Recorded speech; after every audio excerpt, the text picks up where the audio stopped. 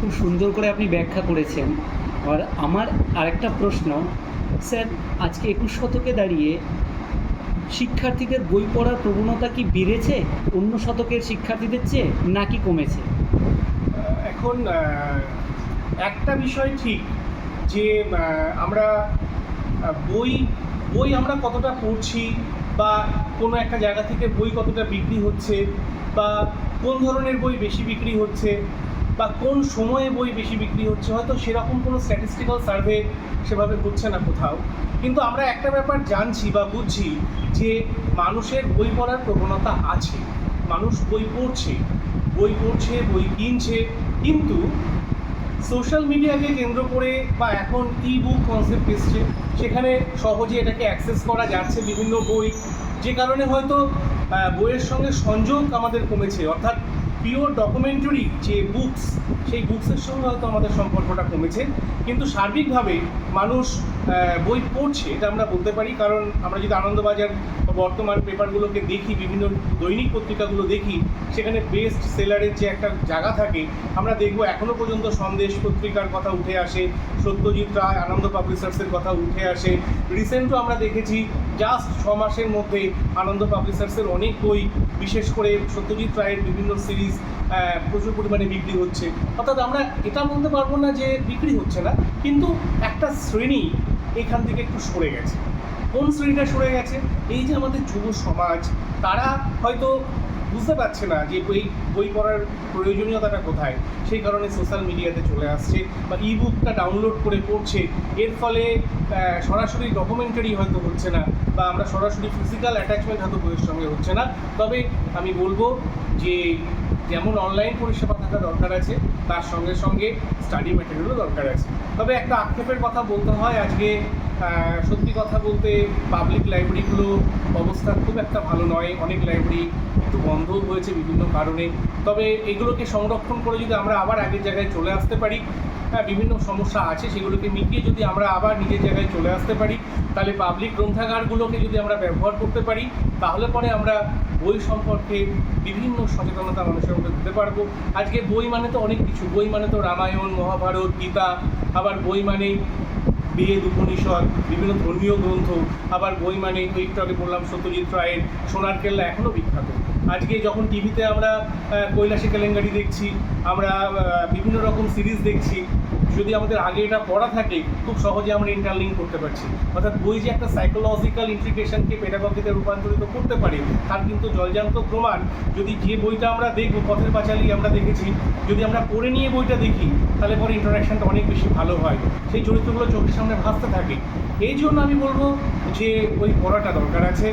আর ভবিষ্যৎ প্রজন্ম যারা নিউ কামার এই জগতে আসছে, আমি তাদেরকে বলবো যে আপনারা বইটা পড়ুন, এবং বইয়ের সাথে সাথে এই রিলেটেড যে টেলিফিল্মগুলো হচ্ছে সেগুলোও দেখুন, যাতে করে একটা সুন্দর ইন্টারাকশান তৈরি হয়, একটা ভ্রান্ত ধারণা তৈরি না হোক, একটা সুস্থ সমাজ যাতে তৈরি হয়, সেই কথাটাই আমি বলছি।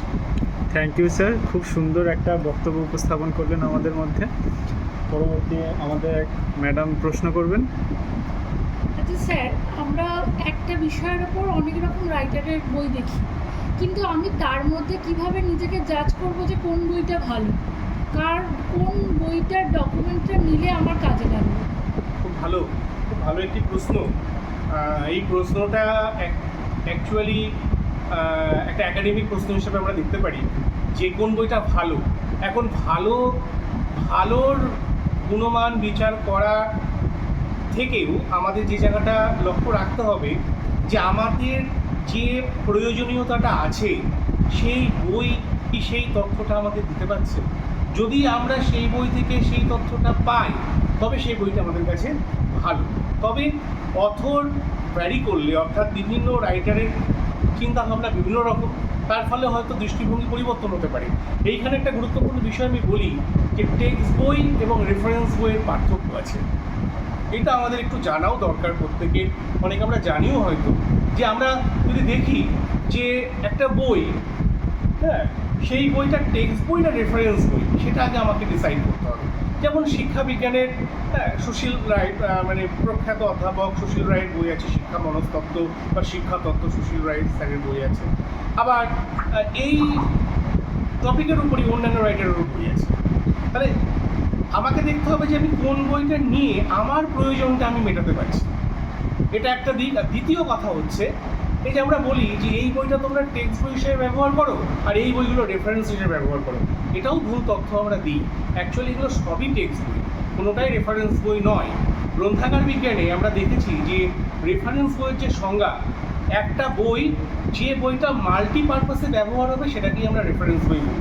যেমন আমার দরকার হচ্ছে, আর সেই বইটা একটা অথর পুরোপুরি পড়বে না, মানে তার নির্দিষ্ট জায়গায় সে পড়বে, পড়ে বইটা বন্ধ করে রেখে দেবে। তাহলে এরকম অনেক বই আমাদের বাড়িতে থাকে। যেমন সাপোজ আমার জানা দরকার কনফিডেন্স মানে কি, তাহলে এই মানেটা আমি জানবো ডিকশনারিতে গিয়ে, কিন্তু আমি কি ডিকশনারি পুরোটা পড়বো না, আমি সিতে গিয়ে কনফিডেন্স দেখবো, মানেটা পেয়ে যাব, আমার প্রয়োজন মিটে গেল।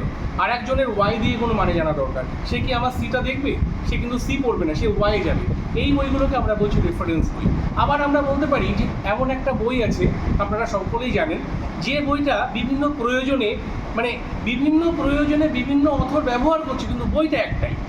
যেমন যদি আমি মনে করি যে কালকে আমার বাড়িতে গৃহপ্রবেশ আছে, দিনটা কেমন আমি দেখতে যাচ্ছি। আবার জেলেরা মাছ ধরতে বেরোবে, জোয়ার কখন আসবে সে দেখতে যাচ্ছে। আবার দেখা গেল যে রাশিচক্র কেউ দেখছে। তাহলে এক একজনের কনসেপ্ট আলাদা, কিন্তু সে যাচ্ছে একটা বইয়ের কাছে, সেই বইটাকে আমরা বলছি পঞ্জিকা। এইগুলোকে বলা হচ্ছে রেফারেন্স বই। আবার ইয়ার বুক, এই যে হুজ হু বলে একটা বই আছে, এখানে সারা পৃথিবীর সমস্ত বিশ্ববিদ্যালয়ের তথ্য দেওয়া আছে। এবার আমার যদি হার্ভার্ড ইউনিভার্সিটি সম্পর্কে জানা দরকার থাকে, নিশ্চয়ই আমি ক্যালিফোর্নিয়ান ইউনিভার্সিটি দেখবো না। এই বইগুলোকে বলা হচ্ছে ইয়ার বুক, এগুলো হচ্ছে রেফারেন্স বই। এছাড়া যা আছে সবই হচ্ছে টেক্সট বই। এই ধারণাটা আগে আমাদের মধ্যে রাখতে হবে যে আমরা কোনো বইকে টেক্সট করে বাকি বইগুলোকে রেফার করে দেবো না, সব বইকেই আমরা গুরুত্ব দেব। প্রত্যেক রাইটার তার সত্তাকে কেন্দ্র করে বই লিখছেন, ফলে সেই বইটা পড়তে হবে, দেখতে হবে যে আমার প্রয়োজনের জন্য বইটা কতটা লাগছে। দেখা গেল এরকম আমরা বলতে শুনেছি যে এই বইটা তোমরা পড়ো না, এই বইটার মধ্যে না ওইভাবে নেই, ওইভাবে আছে না আছে সেটা আমার দৃষ্টিভঙ্গিতে, তার কাছে ভালো লাগতেই পারে। ফলে আমরা মোটিভেট করব যে তোমরা এই বইগুলো পড়তে পারো, এখান থেকে তোমরা তথ্যগুলো পেতে পারো। এইভাবে যদি আমরা সমাজটাকে চালিত করতে পারি, বইয়ের ইন্টারনাল ফিলোসফিকে যদি সামনে আনতে পারি, তাহলে একটা বই থেকে আমরা শুধুমাত্র একটা ভালো পাঠক তৈরি করতে পারবো তা নয়, একটা বইয়ের মাধ্যমে আমরা একটা গণসংযোগ করতে পারবো। বই হচ্ছে গণসংযোগের একটা গুরুত্বপূর্ণ মাধ্যম। প্রাচীন যুগে আমরা দেখেছি, এই যে আমরা কথা বলছি, একটু পরে বিভিন্ন রকম বিকালবেলার দিকে আমরা দেখবো ইয়ার্কি আড্ডার আসর বসবে। এথেন্সের রাজসভাতে এই জ্ঞান চর্চা হতো, ইয়ার্কি আড্ডা বসতো, কিন্তু সেখানে বিখ্যাত স্ট্র্যাবো, অ্যারিস্টোফেনিস এরাও ইয়ার্কি আড্ডা করতেন, কিন্তু একটা হাইয়েস্ট লেভেল। সেখানে বিভিন্ন ধরনের আলোচনা হতো, আখড়া বলা হতো সেই সময়কে। সেখানেও কিন্তু গ্রন্থ ছিল একটা গুরুত্বপূর্ণ পার্ট। এই গ্রন্থের মাধ্যমে সমাজ ব্যবস্থাটাকে একটা ছত্রছায়ায় নিয়ে আসা হয়েছিল। অর্থাৎ ম্যাডামের প্রশ্নটা খুব গুরুত্বপূর্ণ। এই প্রশ্নের মাধ্যমে আমি বলতে চাইছি যে বই ব্যবহার এমনভাবে করতে হবে যাতে বইয়ের মাধ্যমে আমরা মানুষের সঙ্গে মানুষের অন্তঃসংযোগটাকে বাড়াতে পারি, তবেই কিন্তু আমরা আমাদের যে মানবতার যে ধর্ম, সেই ধর্মটাকে প্রতিষ্ঠা করব। থ্যাংক ইউ স্যার, খুব সুন্দর একটা উপস্থাপন করলেন।